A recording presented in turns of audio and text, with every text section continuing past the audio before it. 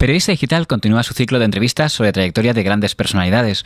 Hoy agradecemos al presidente del Partido de los Socialistas Madrileños, don Juan Barango, que nos reciba en su despacho. Muchas gracias. Gracias a ustedes y bienvenidos.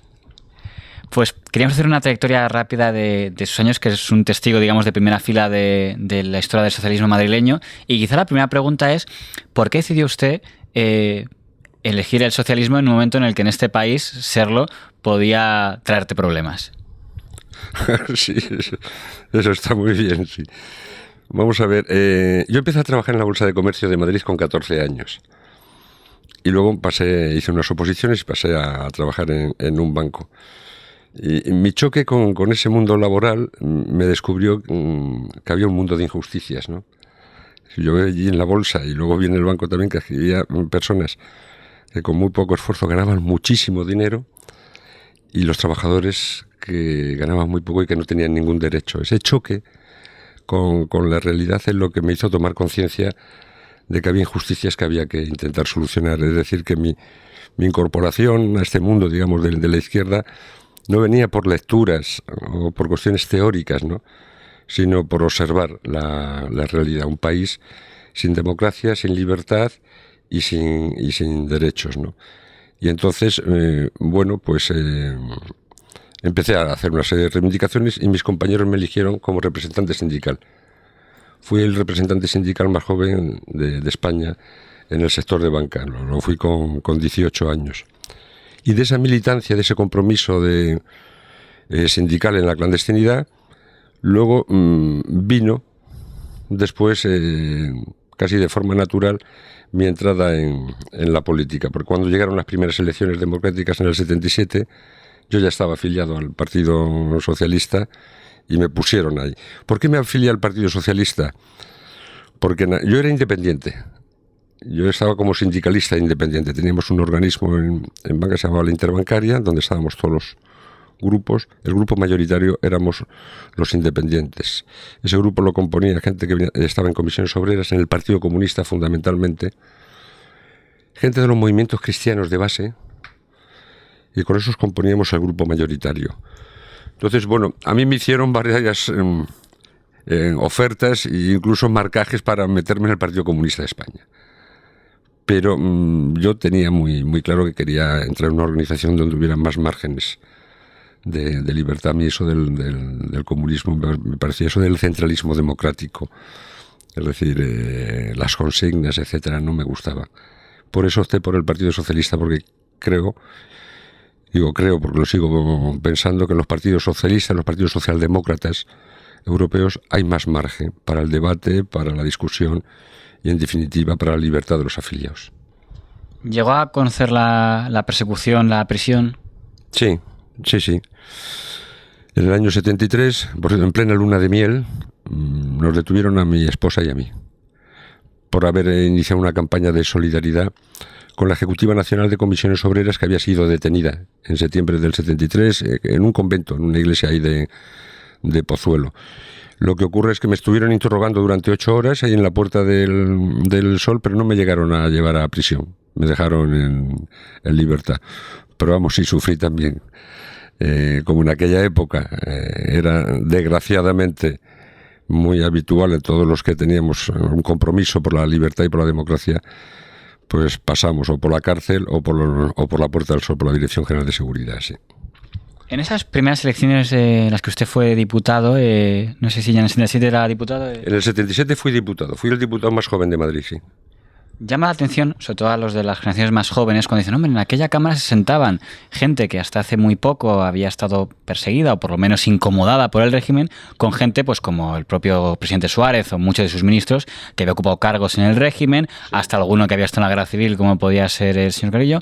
Y dicen, ¿cómo se pudieron? Hay quien lo puede ver como algo positivo, como reconciliación, pero también últimamente, en esta última etapa, parece gente joven que lo ve como algo como qué vergüenza, qué falta de justicia. Le pregunto por su opinión. Yo lo veo muy positivo. Como usted muy bien acaba de decir, allí en el 77, pues delante de mí estaba Dolores Ibarruri, pasionaria, o estaba Carrillo, o estaba Rafael Alberti, y enfrente efectivamente teníamos, como usted acaba de mencionar, Adolfo Suárez y muchísimos diputados de UCD que venían del régimen franquista, o Fraga, o Blas Piñar, etcétera. Es decir, la Cámara reflejó en sus votaciones todo aquello. Que esas personas que veníamos, uno, de ser víctimas del régimen franquista, de la dictadura, y otros que habían participado en ese régimen, fuéramos capaces de ponernos de acuerdo para elaborar una constitución y garantizar la democracia y la libertad en nuestro país, a mí me parece no solamente un hecho positivo, sino un hecho de una gran generosidad por parte de todos, porque ahí cedimos todos, ¿verdad? En aras a un don muy preciado para todos nosotros, que era conseguir la democracia y la libertad en nuestro país después de 40 años de dictadura. Entonces lo que pusimos en valor, por encima, digamos, de nuestras diferencias ideológicas, por encima de nuestras diferencias religiosas, por encima de nuestras extracciones políticas o personales, pusimos la voluntad de acordar. Es decir, yo tenía ideas completamente distintas y trayectorias completamente distintas de los señores y las señoras que estaban allí enfrente, pero yo quería acordar con ellos un marco de convivencia que garantizara la libertad y la democracia que tenían en todos los países de Europa. Esa voluntad, esa generosidad, lo que hizo posible esa transición, que a mí me parece que es uno de los elementos más positivos de la historia de nuestro país. De hecho, ese acuerdo de la transición, esa constitución, nos ha dado el periodo más largo de paz y democracia de la historia de España. Por lo tanto, cuestionarlo en este momento me parece una estupidez y una ceguera política. Es decir, es no tener en cuenta la historia de nuestro país. Vamos a hablar un poco de lo que fue la formación de la Federación Socialista Madrileña como tal, en la que creo que el primer secretario general fue Alonso Puerta, y creo que desde el principio hubo mucha democracia interna porque ya hubo un congreso en el que se enfrentaron el señor Puerta y el señor Bustelo. ¿Cómo fue esa primera Federación Socialista Madrileña? Bueno, antes de llamarse Federación Socialista Madrileña era Agrupación Socialista Madrileña, ¿verdad? En los orígenes. Y ahora somos Partido Socialista de Madrid. Pues era un partido con una gran vitalidad. Como consecuencia, además, claro, que veníamos de esa dictadura donde no te podías reunir, no podías hablar, no podías discutir. Entonces, en el PSOE, en aquella época, lo que existía es una ansia de libertad y de democracia impresionante. Eso se reflejaba en el seno de nuestra organización. Y eso hacía que hubiese muchísimos debates, y debates muy vivos. Es decir, nosotros empezábamos los comités regionales a lo mejor un sábado por la tarde y lo terminábamos el domingo por la tarde. O empezábamos un comité regional, empezábamos a discutir, y de ese comité regional salíamos con un congreso extraordinario convocado. Es decir, había un nivel de debate muy fuerte, muy alto, y además había posiciones muy distintas. Muchas salas dentro de lo que es el PSOE. Estaban desde las personas que prácticamente estaban en el trotskismo, fenómeno, por ejemplo, que ocurre también en el SPD o en los laboristas ingleses, es decir, que hay unas alas trotskistas, hasta la ala socialdemócrata, con gente como Boyer, como Mújica, Solana, etcétera, gente más moderada. Todo eso hacía que hubiera una gran riqueza, porque existía una gran pluralidad de pensamiento dentro de lo que era el Partido Socialista. Entonces había muchos debates muy intensos y muy vivos. La verdad es que se comenta que cuando la democracia, o por lo menos un paso importante para que la democracia llegara a los ciudadanos, es cuando la izquierda entró en las ciudades, y ahí fue un gran símbolo el Ayuntamiento de Madrid. El otro día nos comentaba el señor Manzano que ganaron ellos las primeras, pero que el PSOE y el PC, él decía que en contra de lo que habían dicho en campaña, acabaron gobernando conjuntamente. ¿Cómo fue aquella llegada de la izquierda a un lugar tan importante como Madrid en 1979? Bueno, yo pienso que en el 79, con las elecciones municipales, es cuando de verdad se consolida, o empieza ya la época democrática en España. Es decir, había habido unas elecciones generales en 1977, pero hasta que la democracia no entra en los ayuntamientos no podíamos hablar de que en España hubiera democracia. Eso se produce con las municipales de 1979, que lo que hace sencillamente esas elecciones del 79 es devolver los ayuntamientos a sus legítimos propietarios, que son los ciudadanos. Entonces ahí es donde de verdad empezamos el periodo democrático propiamente dicho, cuando llega a lo que es el origen y la cuna de la democracia en todos los países europeos y también en Sudamérica. Es decir, la democracia nace precisamente en los pueblos y en las ciudades a toque de campana, donde los vecinos se reunían para discutir.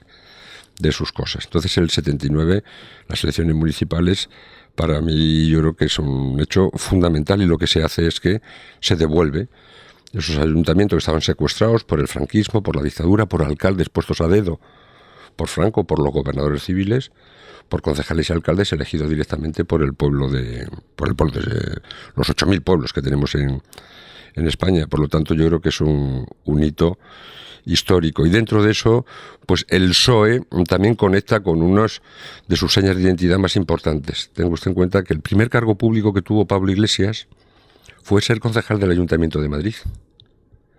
Pablo Iglesias y Largo Caballero, sus dos primeros cargos, antes de ser diputados, fue ser concejales, ¿no? Y entonces hay una seña de identidad clarísima del PSOE que conecta con el municipalismo desde sus orígenes. ¿Alguna persona que podría definir como muy de derechas, ya mayor, que le preguntó alguna vez por esa época, y decían que lógicamente pues la gente se había formado mucho en el régimen anterior, y decía que cuando llegó el gobierno de socialistas y comunistas había como un poco de miedo, digo, a ver qué va a pasar, que llega, sí. Y que cuando vieron una foto del profesor Tierno Galván con la cruz de Madrid y ante el crucifijo, ya se les pasó, que luego creo que usted repitió también la foto, que usted también juró con el collar y el crucifijo. ¿Cómo fue aquella anécdota de la foto? Bueno, sí, es decir, es que en aquellas épocas en España estaban llenos de fantasmas, ¿no? y llenos de miedos reales, ¿verdad? Lo que usted comenta, yo recuerdo ir a los pueblos a hacer un acto y sencillamente por el hecho de ir con los coches y con las banderas del PSOE, que son banderas rojas, bueno, la gente le daba miedo, cerraba las puertas, cerraba las ventanas. Y luego la derecha extendió también un discurso que decía que si ganan estos, os van a quitar las casas, o van a quitar la lavadora, o van a quitar el 600, que era lo que teníamos entonces. Si vienen los rojos, expropian todo y tal, ¿no? Bueno, y eso causó un tema. Luego resulta que, claro, cuando ve que entramos en los ayuntamientos, gobernamos, y no solamente no quitamos nada, sino que transformamos los pueblos y las ciudades, que demostramos que éramos personas que sabíamos gestionar, que éramos gente solvente, y que lo que queríamos es mejorar la calidad de vida de los ciudadanos, ¿verdad? Pues todo aquello cambió. La figura de Tierno contribuyó, lógicamente, también a eso, ¿no? Porque, es decir, nada más lejos de un asaltacaminos o de un atracador con trabuco, ¿no? Expropiando, que la figura de un profesor como Tierno Galván, que era un hombre muy de izquierdas, de la vieja izquierda, pero a la vez un hombre sensato, moderado y sobre todo con un gran bagaje intelectual y una gran capacidad cultural. Eso hizo ver al conjunto de los ciudadanos el verdadero rostro, digamos, de la izquierda, y eso tranquilizó, y sobre todo fue nuestra gestión la que hizo que los ciudadanos confiaran en nosotros. Y esos gestos, digamos, de moderación, como el que antes señalaba, que fue muy bien visto porque no les habían votado, ¿se lo reprochaban desde el otro lado? Sí, siempre hemos tenido, en el seno, como le decía antes, del PSOE, nosotros siempre hemos sido unos tigres para el debate interno y para la discusión interna. De todo tipo. Primero, cuando elaboramos la Constitución, pues había muchos compañeros que no estaban de acuerdo con las cesiones que estábamos haciendo. O había muchos, por ejemplo, con el tema de la forma del Estado, ¿no? Había muchos compañeros que no entendían por qué abandonábamos lo de la defensa de la República. O que en las agrupaciones del PSOE, lo que había que poner por encima de cualquier otro, la bandera de la República. Todo eso ocasionó muchas controversias dentro de nuestro partido, pero al final se impuso la idea esta de consolidar la democracia y la libertad de la que le hablaba antes, pero no sin muchos debates, muchas discusiones y muchísimas críticas, efectivamente, de nuestros propios compañeros. Es decir, que esto era todo consecuencia también de un debate muy intenso, muy vivo, en ocasiones muy acalorado, donde al final yo creo que se imponía el sentido común, ¿no? En el año 79, hablando otra vez, volviendo a lo que es el partido madrileño, la prensa habla de que hay una especie de no sé llamarlo, batalla o debate interno en el Partido Socialista madrileño entre tres sectores, ¿no? Un sector en el que encabeza están don Joaquín Leguina, don José Acosta Uste, otro sector que encabeza Alonso Puerta y otro sector que era como la izquierda socialista, ¿no? Que Manuel de la Rocha y tal. Y llegó a haber como un congreso en el que hubo tres candidatos, creo que estaba Carlos Revilla con Alonso Puerta. ¿Y cómo recuerdas, para entender un poco esos tres bandos que había, que al final acabó con la victoria del bando en el que estaba usted? Sí, primero que es así. Es decir, usted ha mencionado tres grupos, pero había más. Estaba el colectivo, por ejemplo, el colectivo Pablo Iglesias, y lo que usted, es decir, la izquierda socialista, entonces se llama el sector crítico. En fin, había muchos sectores. Primero hay que tener en cuenta, es decir, que el Partido Socialista en Madrid siempre ha sido un partido muy plural, históricamente, ¿verdad? Porque esa situación que se producía en el 79... Yo recuerdo también, porque lo he leído y he hablado con muchos de sus protagonistas, en la época de la República también, pues claro, aquí convivían personas y maneras de pensar dentro del socialismo, como Largo Caballero, al que he citado antes, o el profesor Besteiro, o Indalecio Prieto, o Jaime Vera. Es decir, todo eso ya había existido de siempre, esa pluralidad y ese debate interno siempre había existido. En aquel momento, en el 79, efectivamente existían todos esos colectivos que veíamos dentro de la inmensa mayoría de las cosas más importantes que nos unían. Luego teníamos puntos de vista distintos en determinadas cuestiones, ¿no? Un gran debate que tuvimos, por ejemplo, en aquellas épocas está escrito por muchos sitios. Es decir, la izquierda en su conjunto, no solamente el PSOE, se debate entre reforma o ruptura. Es decir, cuando se inicia la democracia y lo que se plantea en la época de la transición de la que hablábamos antes, el gran debate en el seno de la izquierda es esas dos posiciones, ¿no? Reformar el régimen franquista y convertirlo en democrático, es decir, en un Estado democrático, España, poco a poco, o hacer la ruptura total con todo lo anterior. Hay que tener en cuenta una cosa para analizar con objetividad las cosas. Y que muchas veces yo a mis propios compañeros se lo tengo que recordar. Es decir, recordar que el hombre que nos sometió a una dictadura durante 40 años, el general Franco, murió en una cama, en un hospital. Es decir, la transición española, la Constitución española, no es el resultado de una revolución, de un pueblo que se levanta en armas y expulsa y acaba con un régimen. No. El dictador murió en la cama. Y la Constitución, la transición española, es el fruto no de una revolución, sino de una voluntad de consensos sociales básicos entre distintos sectores de la sociedad española, ¿verdad? Bien, pero todas esas cosas eran las que discutíamos en aquel momento. Entonces era normal y lógico que dentro de los partidos políticos de izquierda hubiera sensibilidades distintas y decisiones que estaban permanentemente sometidas a discusión y a debates. Por cerrar un poco este capítulo de aquella primera FSM, quizá por lo que se recordó mucho el incidente es porque poco después de perder la Secretaría General en favor de don Joaquín Leguina, el señor Puerta hizo una acusación muy fuerte de corrupción contra el PSOE, que creo que luego nunca hubo ninguna sentencia y nada por el estilo, acabó expulsado. ¿Qué fue aquella historia exactamente? Porque no, es que eso no lo recuerda bien. Sí que hubo sentencias. Sí, claro. Sí. Hubo una denuncia, creo recordar, yo no estaba entonces en el Ayuntamiento de Madrid, creo que recordar que era por un concurso de basuras, ¿verdad? Entonces hubo una denuncia que le hicieron a través del País. Alonso Puerta Tamames también estuvo en esa operación, ¿verdad? Bueno, y algunos pensaban también que el que estaba detrás de esa operación era Florentino Pérez, ¿verdad? Concejal de UCD en ese momento. Yo creo que no, que Florentino estaba fuera del ayuntamiento. Florentino había sido delegado de servicio.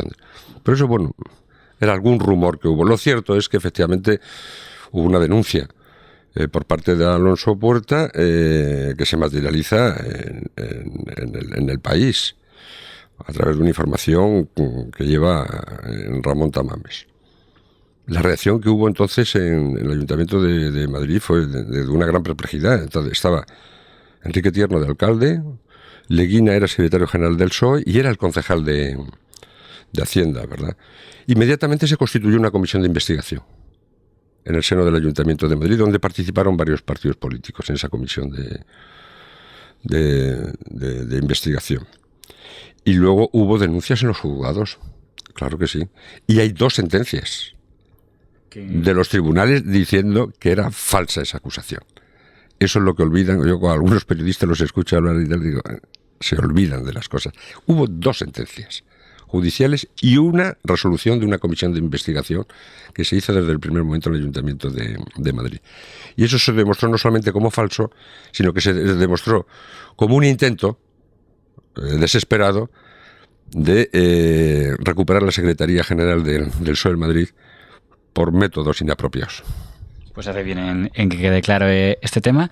En las siguientes elecciones iba de número 2 de Tierno Galván, el candidato de la derecha era Jorge Bestringer, y ganan ustedes con mayoría absoluta arrolladora. Sí. ¿Qué recuerda aquella campaña y además contra un rival que también tuvo su evolución interesante? Bueno, recuerdo, como usted dice, yo iba de número 2 porque entonces ya habíamos ganado las elecciones generales y hombres como Barrio Nuevo fueron el ministro del Interior o Leguina, que encabezó yo luego ya las listas de la comunidad autónoma. Entonces teníamos que buscar un número 2 para Tierno. No encontrábamos.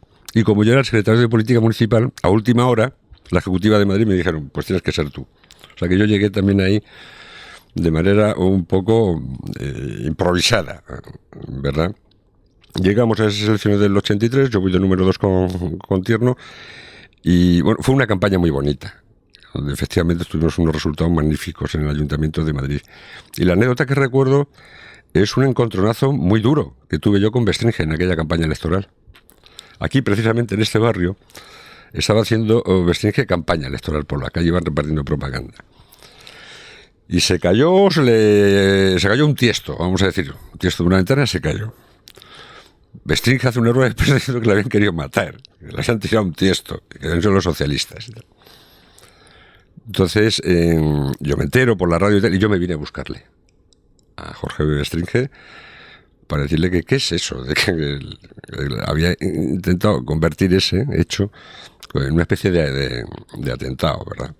Entonces me lo encontré por aquí, por una de las calles de Vallecas, de Pedro Laborde, y bueno, tuvimos una charla ahí en mitad de la calle, donde quedó muy claro que los socialistas no habíamos cometido ningún tipo de atentado contra él y que había sido una exageración por su parte. Luego, al cabo del tiempo, me vino a pedir también que yo lo avalara. Para entrar en el PSOE entonces se necesitaba el aval de 2 militantes. Y yo le dije, pero vamos a ver, Jorge, con la que tú y yo hemos tenido en el pasado y tal, ¿cómo quieres que yo te avale para entrar en el PSOE? Bueno, creo que al final entró. Y bueno, y ahí sigue en su camino hacia la izquierda, ¿no? Porque empezó en Alianza Popular, siendo secretario general, luego creo que entró en el PSOE y ahora va en unas posiciones muy de izquierdas. A mí es un personaje que me cae bien, a nivel personal, ¿no? Y que me cae simpático. Pero digamos, su trayectoria política y su trayectoria ideológica, bueno, es muy llamativa, ¿no? Es una especie de carrera hacia la izquierda, en donde, bueno, ha ido de un extremo al otro en sus posiciones ideológicas, ¿no? Yo cuando le veo ahora en algunas tertulias, bueno, pues desde luego le veo que está muy a la izquierda mía. Entonces, bueno, ha sido un hombre que ha tenido una gran evolución. Otra cosa que fue muy símbolo en aquella época es lo que llaman la movida madrileña. Hace poco nos sorprendimos porque un diputado en la Asamblea de Madrid, pues 20 y tantos años después, lo usó para criticarle a usted, que llamó mucho la atención. Exactamente que era para que lo entiendan los que no lo vieron la movida. Sí, bueno, la crítica no era hacia mí, sino era porque a mí no me hubiera importado, ¿verdad? Se criticó a Tierno Galván. Entonces a mí criticar a una persona que además ya ha fallecido hace muchísimos años, pues no me parece que sea una actitud correcta, ¿no? Ni muy cortés. Sobre el tema de la movida madrileña, vamos a ver, si eso se inicia y se desarrolla en la época de Tierno y mía como alcaldes de la ciudad. A mí cuando recibimos visitas del extranjero, oye, ¿usted qué es eso de la movida? Yo nunca sabía muy bien explicar qué era la movida madrileña exactamente, ¿verdad? Y sigo igual, ¿no? Sin saber explicarlo muy bien. Yo lo que creo es que fue, sencillamente, la movida madrileña fue una explosión de vitalidad cultural. Es decir, una ciudad como Madrid, que es una ciudad muy vital, con una gran capacidad cultural, es decir, con hombres y mujeres, gente muy preparada, ¿no? Que durante 40 años había estado asfixiada por la dictadura, llega la democracia y sobre todo llega un ayuntamiento donde nosotros lo que hacemos desde el ayuntamiento es facilitar que todos esos movimientos culturales, todo ese dinamismo cultural que ya existía en la ciudad, se pudiera poner de manifiesto. Entonces, dejamos las plazas, por ejemplo, para que los domingos se hagan exposiciones de pintura, de cerámica, o sea, de artes plásticas, etcétera. Recuperamos las fiestas tradicionales de Madrid y le añadimos elementos nuevos, ¿no? Entonces, gente que estaba tocando, haciendo música en cuevas o en sótanos, de repente llega un ayuntamiento que lo pone en la Plaza Mayor y lo pone en las Vistillas. Es decir, el ayuntamiento lo que hace es facilitar que toda esa efervescencia, toda esa vitalidad cultural emerja. Y eso fue la movida. Sencillamente facilitar que la capacidad creativa que tenían sobre todo los jóvenes madrileños se pudiera mostrar en toda su plenitud. Eso dio consigo que Madrid fuera la ciudad con mayor capacidad y mayor vitalidad cultural de todas las ciudades de Europa. Eso llamó poderosísimamente la atención, no solamente en España, sino fuera, hizo que Madrid fuera una ciudad muy atractiva desde el punto de vista cultural y desde el punto de vista intelectual. Por cierto, creo, aquí me corrige si me equivoco, que aunque tenía mayoría absoluta al acabar esa legislatura, gobernó con el PC Izquierda Unida con Adolfo Pastor, que aunque luego sí, creyó, que es llamativo, sí, que aunque no necesitaba, usted le quiso en su equipo. Sí, vamos a ver. Como usted ha mencionado antes, un poco de pasada, pero en una referencia que le había dicho el señor Alba del Manzano, que es cierta, es decir, en las elecciones del 79, UCD gana por unos cientos o miles de votos, muy pocos. Pero el pacto PSOE-PC hace que tengamos gobierno socialista en el Ayuntamiento de Madrid y en los ayuntamientos más importantes de España. Es decir, esa alianza, ese pacto de la izquierda, hizo que el 70% de los ciudadanos españoles tuvieran gobierno de izquierdas en el año 1979. Pero luego llega el 83, nosotros ganamos por mayoría absoluta. Yo ya estoy en el gobierno. Y entonces, primero tierno, como casi siempre.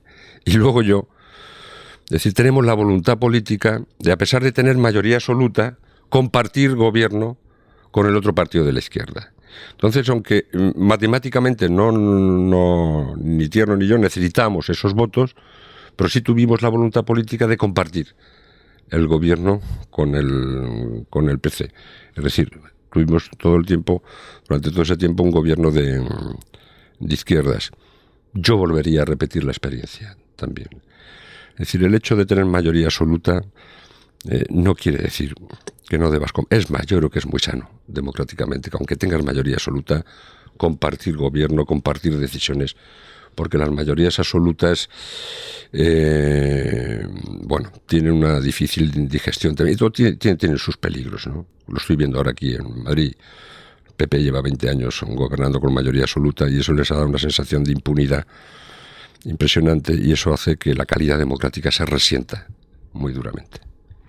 En las elecciones del 87, en las que desaparece Adolfo Pastor, que está con Carrillo y no saca nada, y entra Sagún con el CDS, que la prensa, lo comentábamos hace unos días en la otra entrevista, dice, pues seguro va a ser alcalde Manzano con el apoyo del CDS, pero usted, que gana, aunque en minoría, sigue siendo alcalde.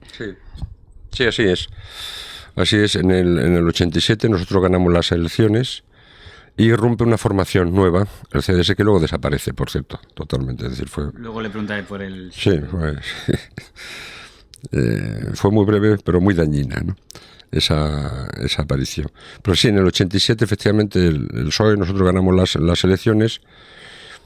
La lista de Izquierda Unida la encabezaba Tamames, que tuvo el peor resultado de la historia del PCI de Izquierda Unida en la ciudad de Madrid.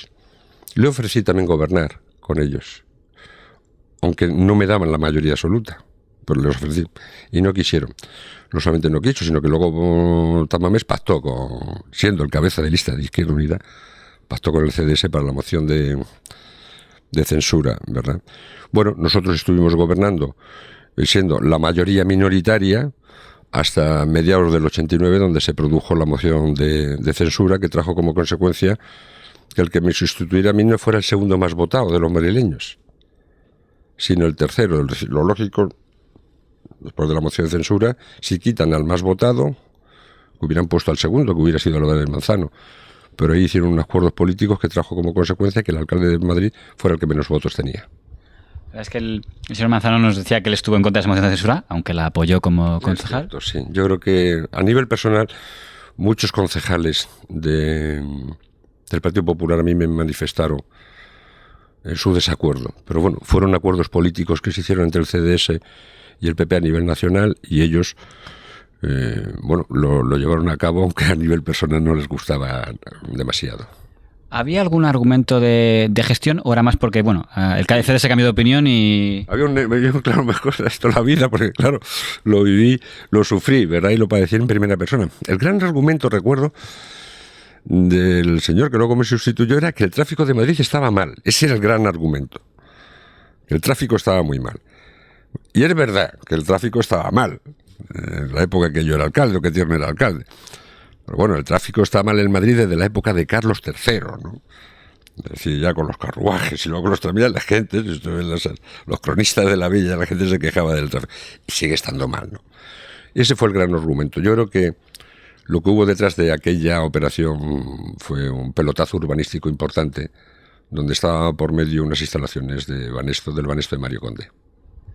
Claro, nosotros no podemos entrevistar al señor Sagún porque ya no está, pero sí preguntamos a José Ramón Caso, que era secretario general del CDS, y él puso como argumento, y le digo porque creo que le citó, si no usted, a Ana Tutora, digo que había habido dos concejales del CDS, que igual que Tamames pasó de Izquierda Unida al CDS, algo que es original, del CDS hubo dos que se quisieron pasar al PSOE, Soto creo que era uno de ellos, y que ellos lo entendieron como una agresión suya contra ellos. No fueron dos, eran tres. Eran tres concejales del CDS que fueron a ver a Ana Tutor, que era delegada del gobierno, y dijeron: mira, nosotros no soportamos más a este señor y además hacer política a base de recortes de prensa. Nosotros queremos dejar el grupo del CDS, pero no para entrar en el PSOE. No, nunca plantearon ellos entrar en el PSOE. Lo que se iban al grupo mixto.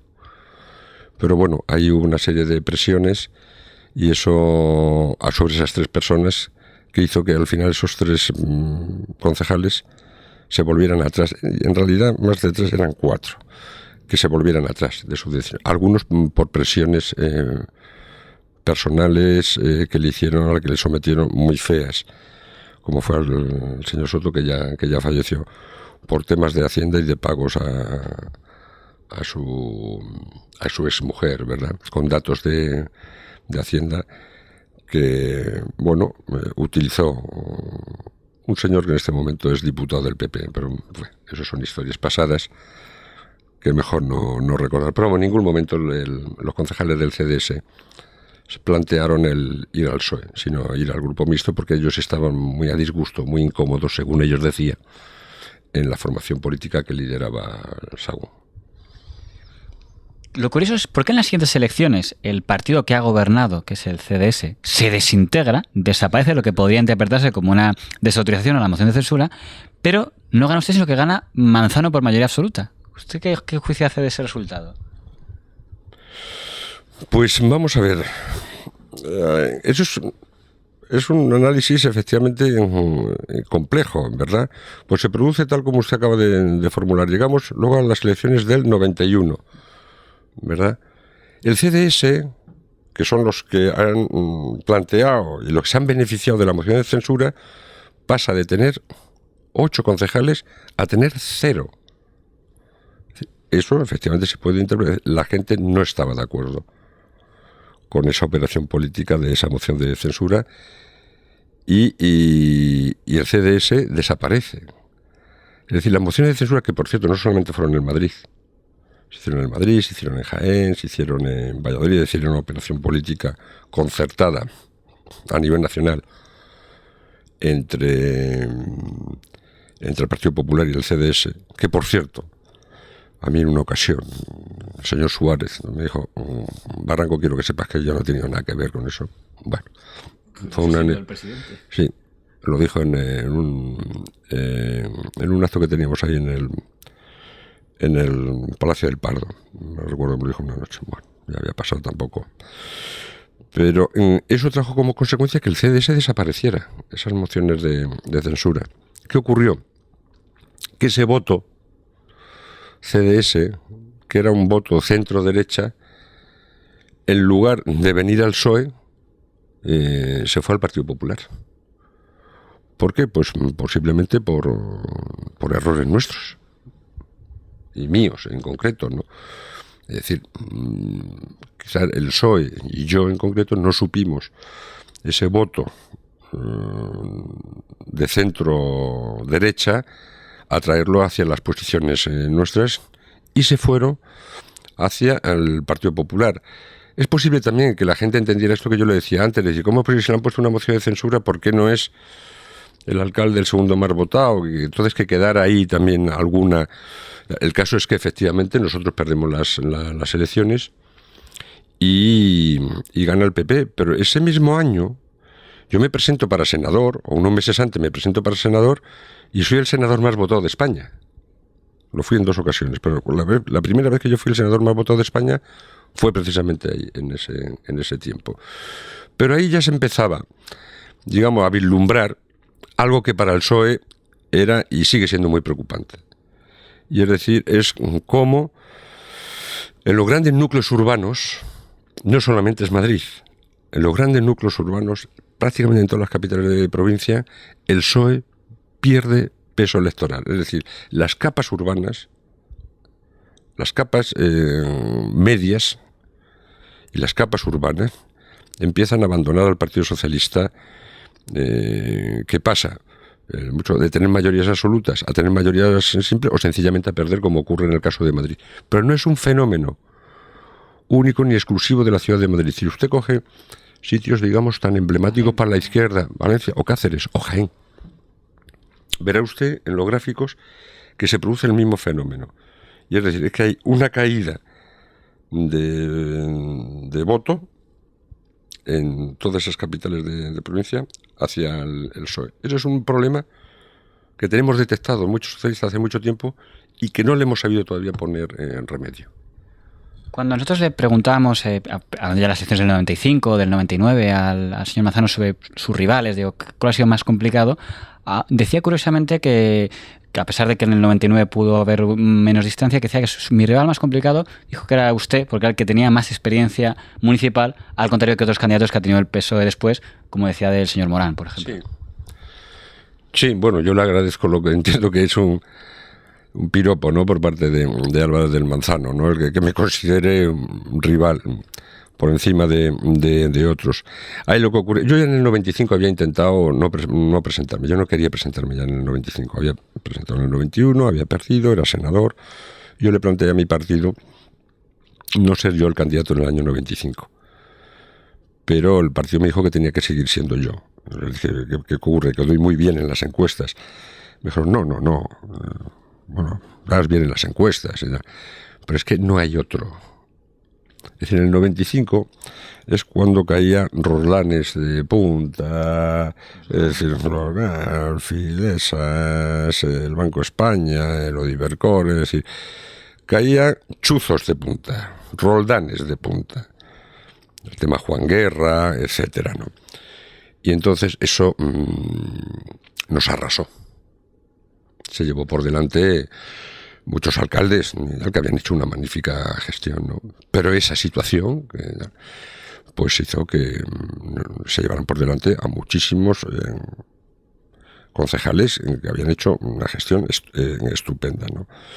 Y luego en el 99, bueno, digamos, todavía no nos habíamos recuperado, aunque ya dimos es decir, no fueron tan malas como en el 95, aunque las peores de todas han sido las de este último año, tanto a nivel municipal y autonómico como a nivel de elecciones generales. Por ver un poco al partido, durante los años 80 y 90 era la derecha, digamos, la que tenía una desunión total, democristianos, liberales en Madrid, creo que no hubo un congreso en 10 años, y el PSOE en madrileño estoy hablando, había como cierta unidad, lo que llaman la mesa camilla. Sí. Pero llega el año 97 y parece que eso se rompe. De hecho, hay 2 listas, A usted le proponen de presidente una de ellas, con el señor Acosta, sí. Gana la otra con el señor Elisabetsky, aparecen ahí los Balbases que apoyan curiosamente a la de Elisabetsky y Alberdi. ¿Qué pasó ahí para que se produzca en aquel año 97 esa división? Vamos a ver, todo eso viene como consecuencia, no solamente aquí, también en Madrid. Normalmente, en todas las cuestiones políticas, Madrid es un poco el laboratorio, la punta de lanza en todo, ¿no? Tanto a nivel nacional como a nivel interno.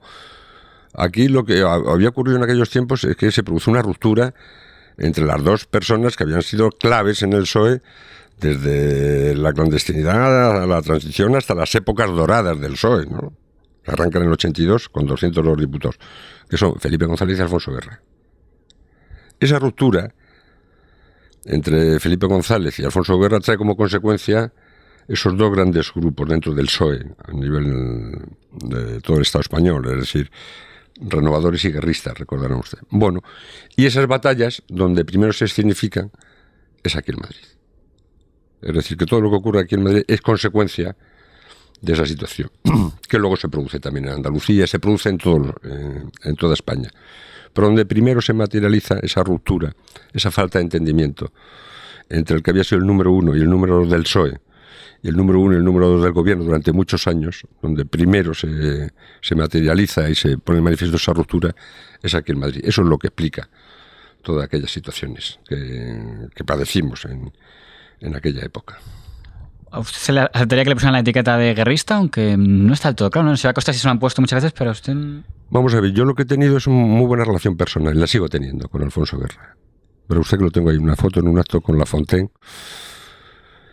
Es decir, es curioso eso también, es decir, la gente tiene la idea de que Felipe González era un hombre moderado, cercano, etcétera, y tal. Yo, en mi relación personal, el hombre más cercano, más cariñoso, además en momentos duros, siempre ha sido Alfonso Guerra.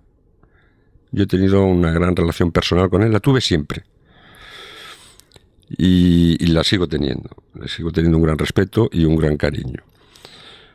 Eso no quitaba que decir que yo con la gente de Alfonso Guerra, de aquí de que se declaraban guerristas en la primera época, yo tuviera muchos problemas, incluso algunos enfrentamientos, ¿no? Pero por encima de todo eso, digamos, de las diferencias políticas o estratégicas de cada momento, yo he tenido siempre muy buena relación con Alfonso Guerra, efectivamente. Yo no me considero guerrista en el sentido de tal, pero vamos, no es entre otras cosas porque Alfonso Guerra desmintió siempre que eso existiera, pero bueno, es una cosa que tampoco me molesta, ¿no? En absoluto, porque es verdad que he tenido siempre una gran relación, la sigo manteniendo de aprecio y de respeto por Alfonso. La persona que ganó la presidencia de la FSM en aquel congreso, Cristina Alberdi, ahora se encuentra fuera del Partido Socialista. Sí, todas aquellas cosas que ocurrieron fue como consecuencia de esa situación de anormalidad. No era normal que esa señora hubiera sido presidenta del partido. Ni tenía currículum, ni tenía pedigrí, digamos, de afiliada del PSOE. Yo creo que la afiliaron a última hora y tal. Son esas cosas extrañas que se producen en épocas de convulsión. Y esas épocas de convulsión fueron las que dieron lugar a la ruptura esta entre Alfonso y Felipe González, ¿no? Y entonces en aquella situación pues se hicieron en el partido cosas extrañas que en este momento no se volverían a repetir. Quizá lo más extraño de lo que pasó en el PSOE madrileño, que en esa fase usted ya estaba más en el Senado, pero era el tema de aquel grupo que llamaban la bisagra, que lideraba José Luis Balbás, que a veces apoyaba a unos y apoyaba a otros, y al final acabó expulsado del partido tras aquel suceso del 2003. ¿Usted había tenido algún trato con este sector? Muy poco, pero sí los tuve. Estos eran la gente de Pepe Blanco aquí en Madrid. Y de Zapatero. Sí. Y son personajes de infausta memoria. Ahí son gente que no tenía que haber estado en este partido jamás. Pero bueno, no solamente los tuvimos en este partido, sino que los pusimos en la lista y en el pecado llevamos la penitencia. La verdad es que en muchas de las elecciones internas que ha habido democráticamente en el PSOE interno, a rara vez se le veía a usted tomar partido en esa etapa de... Bueno, permítame antes un inciso, ya que... ¿Qué opina de lo que llamaron los candidatos paracaidistas? Estoy pensando en el 2003 a Trinidad Jiménez y a Miguel Sebastián en el 2007. Yo he sido siempre muy crítico con eso, y lo sigo siendo, ¿no? Porque me parece una falta de respeto, no solamente a los militantes del PSOE de Madrid, que desde luego, me parece una falta de respeto a los ciudadanos madrileños. Es decir, yo estuve en contra siempre de ese tipo de operaciones, de a última hora sacar un conejo de la chistera y presentarlo aquí en Madrid, sin más. Siempre me pareció una falta de respeto y además es un grave error político, como el tiempo ha demostrado, ¿no? Pero sobre todo, lo que me parece muy criticable es que esas personas, que sin tener ningún arraigo en Madrid, de ningún tipo, por decisión de la Ejecutiva Federal, las presentan aquí en Madrid, en el momento que pierden las elecciones, salen huyendo de Madrid y se colocan de ministros. Eso me parece una falta de respeto absoluto a la militancia y a los ciudadanos madrileños. Si tú te presentas para ser alcalde o alcaldesa de Madrid, para representar a los madrileños, si ganas, gobiernas. Y si pierdes, te quedas ahí, trabajando y luchando por la defensa de los intereses de los ciudadanos madrileños. Pero eso de cuando pierdo me voy de ministro, bueno, eso es decir, una de las razones por las que no hemos recuperado Madrid es por ese tipo de errores. No solamente porque eran paracaidistas, sino que eran aves de paso. Y eso ha castigado muy duramente a nuestro electorado y a nuestra militancia. Es decir, ese tipo de operaciones que se hicieron en la época de Zapatero fueron nefastas desde todos los puntos de vista, ¿no?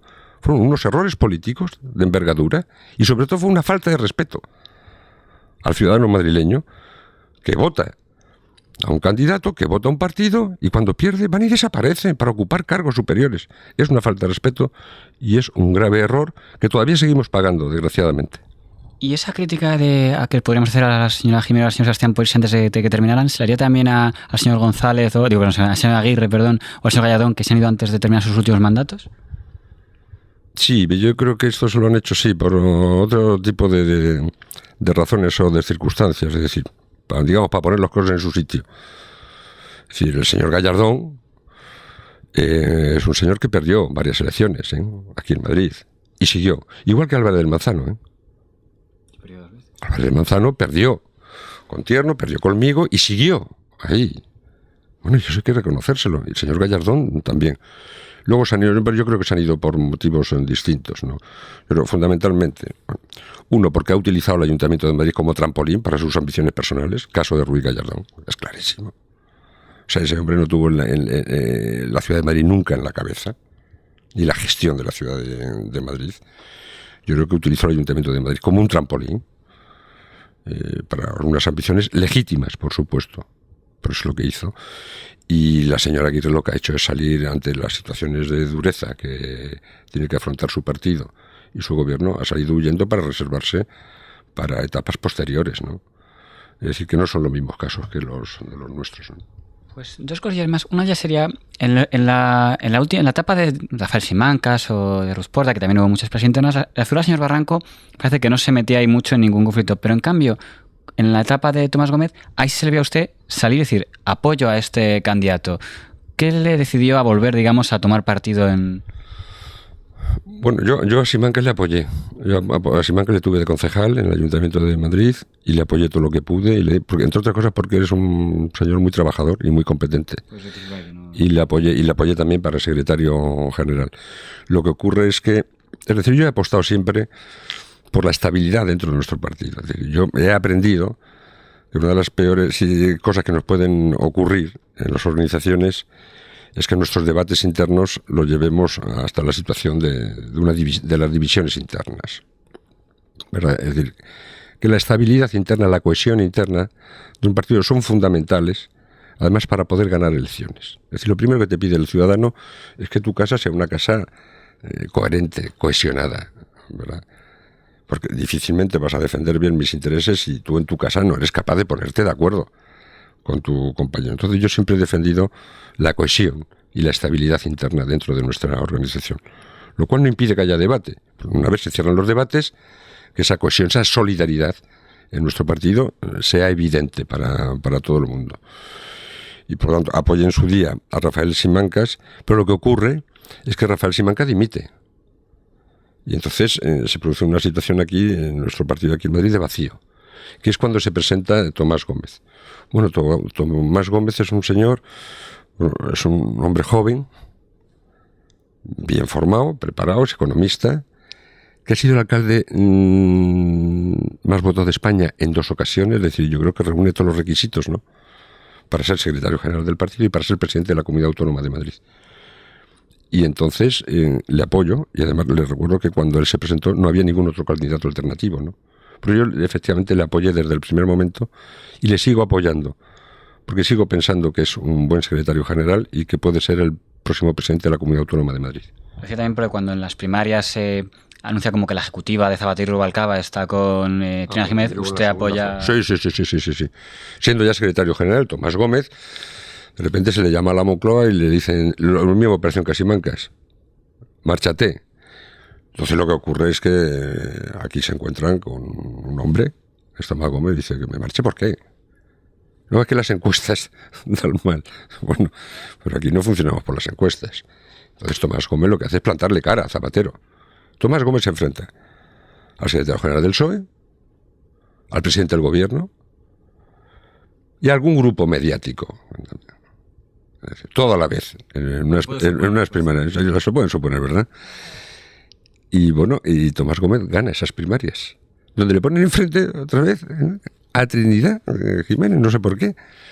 O sea, le intentan echar unos meses después de haberla apoyado para secretario general. ¿Pero esto por qué, oiga? No, porque las encuestas, pero bueno, ¿pero esto qué es? Y efectivamente a mí Tomás Gómez me dice, oye, me ha llamado Zapatero y me ha dicho que me marche y tal. Digo, ¿qué viene? Dice, no, yo voy a seguir. Y yo le dije, digo, pues yo te voy a apoyar. Y efectivamente nos enfrentamos con toda la Ejecutiva Federal, nos enfrentamos con el gobierno, con ese grupo mediático potente y ganamos. Y ahí seguimos. Pues un poco para ver si una conclusión final sobre cómo funcionan los partidos internos.